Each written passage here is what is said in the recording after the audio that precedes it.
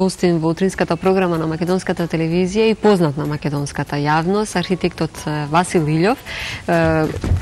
Како што кажав, познат и дојде со толку многу материјал, можам да кажам неуморен во истражувањата на македонската историја во однос на цивилизациите, јазикот, културата, археологијата. Добро утро и добро ни дојдовте во емисијата. Добро утро и добро ве најдов. Јас верувам дека не сгрешив во она што навистина истражувате и постојано сте неуморен кога се однесува се она што го врзува името Македонија. Точно. Навистина еден од големите истражувачи, меѓутоа и голем македонист, морам така да ве најавам. Благодарам на добрите зборови. Од кога датира? Постојано вака ве гледаме во јавноста и постојано кога доаѓате кај нас на нашите гостувања, се нешто продлабочувате во годините наназад, како постојат цивилизации, култури, пишувани, артефакти на овие простори. Па еве најстариот доказ за писменоста е некаде со 100.000 години пред наша ера. Вака директно за да ви одговорам на вашето прашање. Значи, ова е една мала плочка, некаде околу 2,5 на 2,5 сантиметри, која е пронајдена на најјужниот дел на Јужна Африка, спрема Индискиот океан, во пештерата Бломбос, кај што 20 години, веќе биде 21-та година, се вршат археолошки истражувања од најголемите центри во светот. Се вклучени повеќе од 28 антрополози, професори од Норвешка, од Германија, Италија, Франција, од Јужна Африка, од Канада, од Соединетите Американски држави. И еве, навистина, таа пештера дава извонредни податоци како за уметноста, кај што артефактите се датираат со старост некаде од 200.000 години пред наша ера. И еве сега имаме тука, они вика дека тоа се некои сигнатури, некои паралелни линии и го датираат некаде со 100.000 години пред наша ера. Што значуваат? Нас во јавноста може би само така да ни изгледаат, меѓутоа што тоа? Јас се обидов тоа некако да го дешифрирам. Прво треба да кажеме дека се работи за една преисториска македонска револуција, па во таа преисториска македонска револуција имаме палеолитска македонска револуција и имаме неолитска македонска револуција, што значи се работи со ова за еден палеолитски континуитет на македонската писменост, јазик и култура со датирање најмалку од 100.000 години пред наша ера, а со 77.000 години, исто така на ова пештера, има артефакт кај што е дешифрирано името Македонија и они го датираат артефактот со старост од 75.000 години пред наша ера, односно со 77.000 години. Си тоа ни го кажувате што ги вршеа истражувањата од сите овие светски центри. Да, во однос на датирањата. Иако сега постои одредена контрадикторност во однос на сублимираната материја која сервира, да речеме, антрополозите,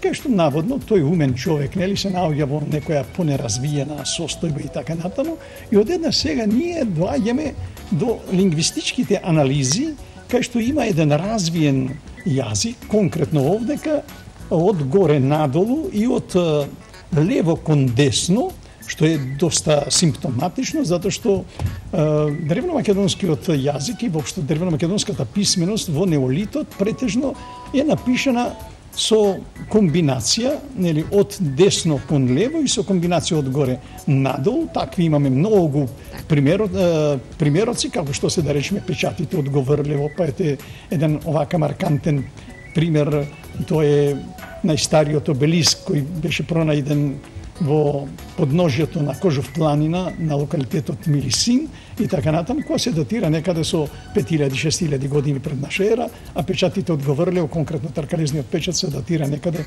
со 6.000-7.000 години пред наша ера, што значи се на ова територија во Македонија имаме доказан материјал за писменост, за јазик, за култура, најмалку од 9.000 години во континуитет, а со ова сега и со оние други наоди кои се пронајдени на европскиот континент, во Азија и во Африка, веќе се воспоставува нели тие служат како репери и се воспоставува еден континуитет на таа писменост, што значи апсолутната хронологија на писменоста на човештвото, посебно одделно и на македонската, веќе оди некаде со 100.000 години, али тоа не значи дека не може да се пронајдат и постари податоци.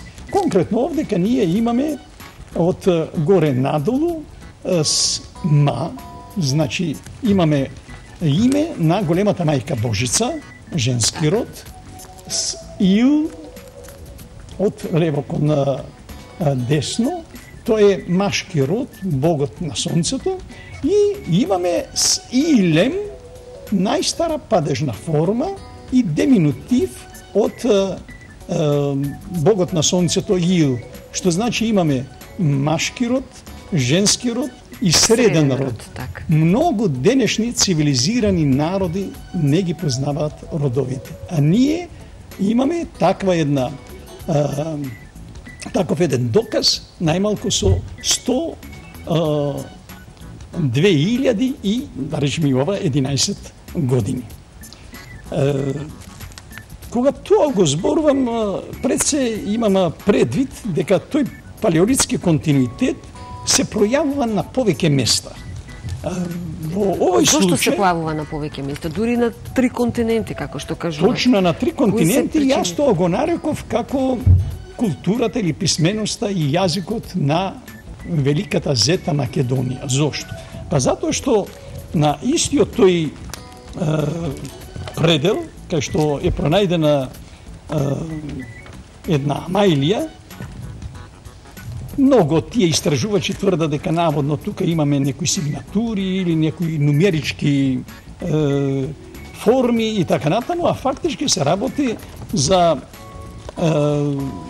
една многу интересна појава, кај што со наводно геометриски систем, еве тука имаме таа амаилија, кај што имаме една комбинација кај што се напишани и од десно кон лево, и од лево кон десно. Значи, тоа се компатибилни лигатури, како денес некој во компјутерот да стави такви форми, тешко дури денес да се направи таква една комбинација, ова извонредно функционира.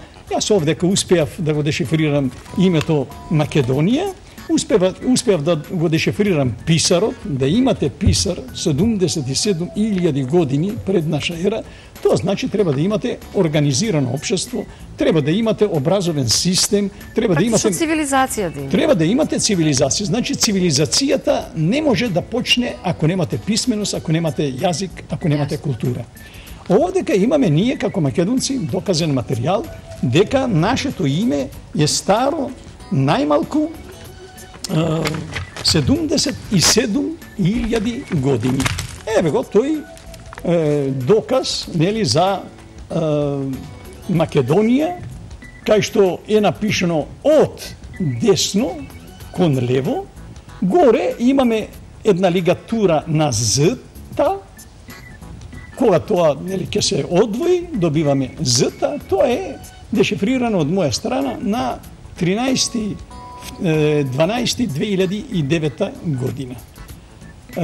Драго ми е што научниците во светот, благодарејќи на интернетот, ги стават овие информации како резултати на нивните истражувања, за да можат и други во цел свет да се користат со овие работи. Колку се прифатени сите овие докази и дешифрирање? Па искрено да ви кажам, јас носам овде како многу... вие ги прифаќаат овие докази? Па во почетокот имаше доста отпори. Меѓутоа денес ако влезете во интернет, ако го напишете моето име, нели, Васил Илјов на Google или на YouTube, веќе ќе ги од покрај настапите што ги имам, ќе видите дека тие се размножени во милиони примероци. Не, овдека јас носам овака како ексклузивен материјал, нешто што снимив, да кажеме, од веб страницата на председателот на Соединетите Американски држави и така натаму, нели? Меѓутоа не е тоа сега за да покажеме, меѓутоа ете дел од тоа што рековте како се прифаќа, ова е најновата книга што е издадена од мојот драг пријател Ристо Поповски, кој живее во Дизелдорф. Ете митологијата на македонците и драго ми е што он ме замоли да му отстапам дел од моите истражувачки работи и за прв пат некој во една книга става за појавувањето на најстарата митологија на македонците и почнува со некаде 77.000 или како што стои овдека 75.000 години пред наша ера. Тоа фактички се мисли на дешифрирањето на името Македонија и на имињата на божицата Ма, на богот Ил и нормално деминутивот кај што фигурира на Иле. Многу од тие научници кои не знаеле за што се работи, еве конкретно да речеме го имаме тука извонредниот француски археолог Пиет, кој кога ги вршил тие истражувања од 1871 година до 1906 година, овие работи ги има објавено, овдека аз донесов една исто така, мојот драг пријател од Дизелдорф ми ја испрати и отишол некаде околу 140 километри подалеку да го најде единствениот пример кој остана од неговата студија Едуард Пиет, нели, ова е печатано 1895 година за во списанието Антропологија, ова е како сепарат, нели, кај што он овдека дава некаде околу 102 артефакти, од кои 97 во блутоци кои се пронајдени таму. Меѓутоа, во ова монографија, која е како водич за тој музеј во Мас де Азил, има прикажано некаде околу 1400 облутоци. Може би во тоа време не била толку нели науката напредната, меѓутоа направени се одредени грешки да му биле номерирани сите тие камиња, ние ќе го знаевме комплетно цел тој текст. Меѓутоа тука дава во ова монографија се дава ете овака еден атрактивен артефакт на слонова коска, кај што конкретно тука се датира некаде со 15.000-13.000 години пред наша ера и исто така можеме тука да го дешифрираме името на божицата Ма, на Ил и така натаму, значи на богот на сонцето и на големата мајка божицата. Тоа иде тоа име го наоѓаме во континуитет и го наоѓаме на различни простори. Сега, имав јас една голема среќа да кажеме, што за да може тоа да се презентира, нема сега тука да ги отварам, меѓутоа ја ќе кажам само дека како наслов, ова е како прв пат кој ми овозможиле нешто да објавам, тоа е во списанието на Сдруженијето на архитектите. Тоа е бројот 5 и 6, издадено е 1996 година. И овдека јас ги ставив моите први истражувачки работи, така и тука под тоа фигурира како истражувачки работи за древна македонската писменост, јазик и култура. И исто тоа е направено на вториот број, нели, ете овдека исто така на број 7 и 8, кај што се ставени најстарите сведоштва за македонската писменост, јазик и култура и распространетоста низ разни простори или низ разни континенти. Во списанието Македонија, нема сега сите, нели, таму да ги давам. Каде се достапни овие списанија? Така, 1999 година. И овие може на интернет да се најдат списанија? Да, таа цела материја 1995 година е ставена во интернет и дури сега, после 16 години, фактички ги собираме плодовите. Таа моја веб страница е цитирана од многу научни центри. Значи, таа можете да ја најдете и материјалот таму и сите овие работи што сега се објавуваат конкретно и преку вашата телевизија, преку другите телевизии. Тој видеозапис е ставен моментално во YouTube, можете да најдете 87 или 88 некаде видеозаписи, кај што се зборува за македонската писменост, јазик и култура. Кога ова го сервираме, конкретно ова да речеме 2000 година во списанието Македонија, Јас зборував за незапирлива македонска цивилизација.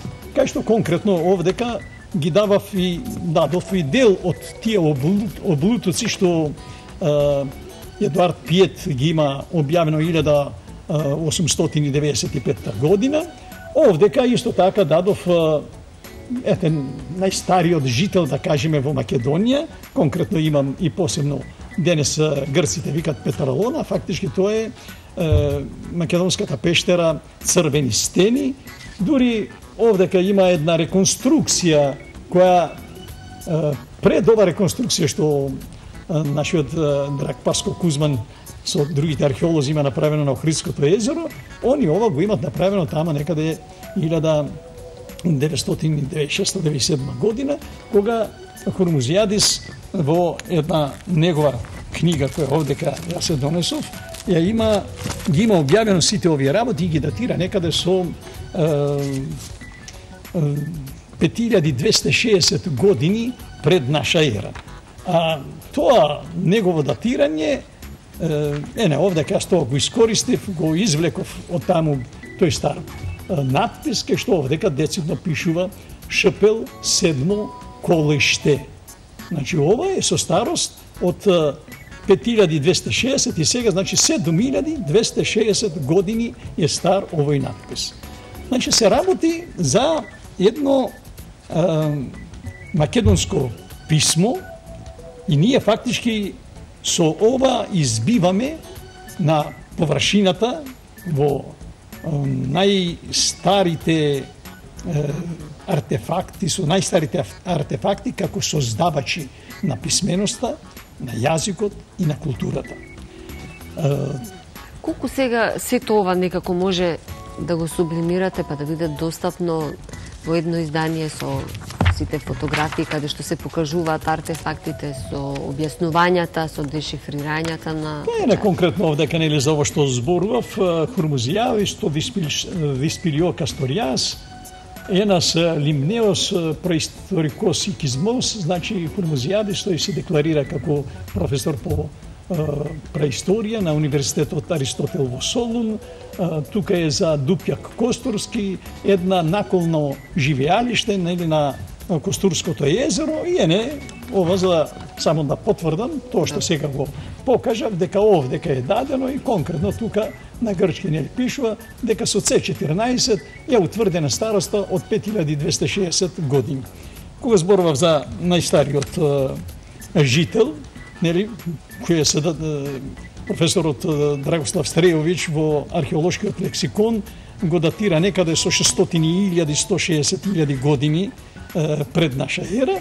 Овдека исто така тој млад човек, некаде од 25 до 30 години, некој вика дека е машки череп, некој вика дека е женски череп, меѓутоа е череп човечки и тоа на умен човек кој бил исправен, кој размислувал со своја глава. Значи ние исправени и размислуваме со своја глава во Македонија најмалку со 600.000 години. Навистина, значи, бомбардирате со сите овие податоци и некако...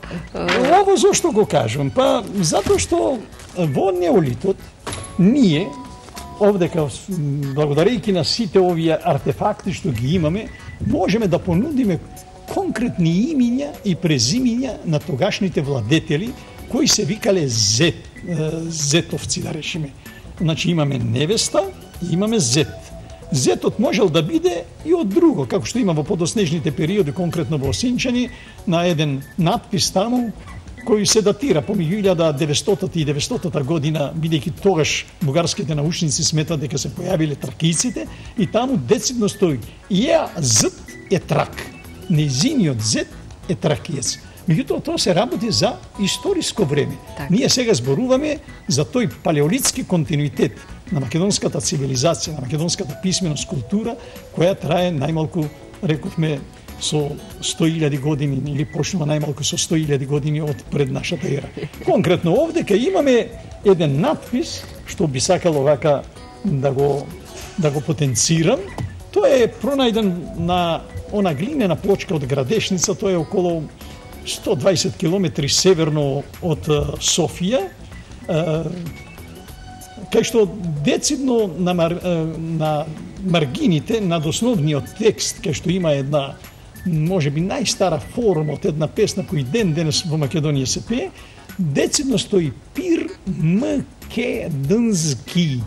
Ова е прв пат да се сретне едно презиме на македонска династија, зашто подоцна го имаме Филип II Македонски, Александар III Македонски, Филип V Македонски и така натаму, нели? Александар Македонски кој направил едно огромно царство од 3,8 милиони квадратни километри. Значи тоа македонски кај Филипа и кај Александра датира најмалку од пир македонски кој е со старост, според датирањето на една од извонредните познавачи на неолитот, тоа е професорката Марија Гимбутас, она го датира некаде со 5000 години пред наша ера, без да знаат што таму нели пишува. Меѓутоа, ова е дешифрирана работа, секој еден може во интернет да влезе, да ги најде овие податоци. Овдека само давам јас одредени репери, за да може да се види континуитетот на македонската цивилизација. На крај сме со времето, навистина знам дека имате уште многу да ни раскажете. Овака, ајде на крај уште да кажам на крај, нели? Значи се работи за преисториско македонско писмо, кое има 35 букви, значи има консонанти, има вокали, исто како што има и современото македонско писмо. Во континуитет, во времето на Александар Македонски, имаме друго кодифицирано писмо. Ова, јас во книгата што ја пишувам, викам дека тоа е преисториска кодификација на македонското писмо. Добре. Значи, ако вие среќавате на различни локации, ист начин на пишување, со иста азбука, тоа мора да постои одредена кодификација. Значи, мора да постои одредени правила, одреден договор како ќе пишуваме, за да можеме тоа да го читаме. Како една втора некоја кодификација, тоа е така нареченото коин или фактички општиот јазик, што беше од Филип II Македонски со тие 10 атички граматичари составено како канцелариско писмо, а Александар го направи како општ јазик, кај што 80%, судејќи по руските лингвисти, се тие викат словенски. Во тоа време словени немало, значи тоа се фактички древно македонски корени. Потоа имаме рујеницата некаде која во таа така наречена Велесова книга, јас би рекол дека тоа е во дрвените книги, тоа е множинска форма, кај што има историја, наводно там пишуваат нели повеќето за прасловените, а јас би рекол за македонците, од 650 година пред наша ера, па некаде до 567 година, тоа е 2 години по смртта на Јустинијан, кој не, фала Богу, после 40 години истражување го видови како споменик во централното градско подрачје. Значи, глаголицата со 38 букви, па потоа кирилицата со 44 букви од времето на Свети Климент Охридски, па современата наша македонска азбука е со 31 буква, кај што имаме самогласки А, О, У, Ј, И, исти како што имаме во преисториската македонска азбука од 35 букви, и нормално согласки сите други денес на 26-та. Морам да ви се заблагодарам, знам дека имате уште многу податоци, ќе ве викнеме во следна прилика, можеби вака ќе отвориме еден серијал навистина за сите овие податоци, некако да ни ги кажувате и за сите истражувања. Само може вака како заклучок само да многу кратко, затоа што гостите други не чекаат и после овакви едни истражувања, се ова што се сервира во јавноста аргументирано, фактички ќе следи, сакаме или не, комплетна ревизија на се оно што ние денес знаеме за тие така наречени индоевропски народи, за наводните преселби од Индија, па од руските кургани, па од Ерменија, па од Африка, затоа што тоа е една огромна цивилизација во периодот на големата мајка Ма и на култот на Сонцето и космосот, која била од Атлантскиот океан, па некаде до Тихиот океан и од северните мориња горе, па се долу до Индискиот океан. Уште еднаш ви благодарам за Јас ви благодарам што ме поканете. разговор.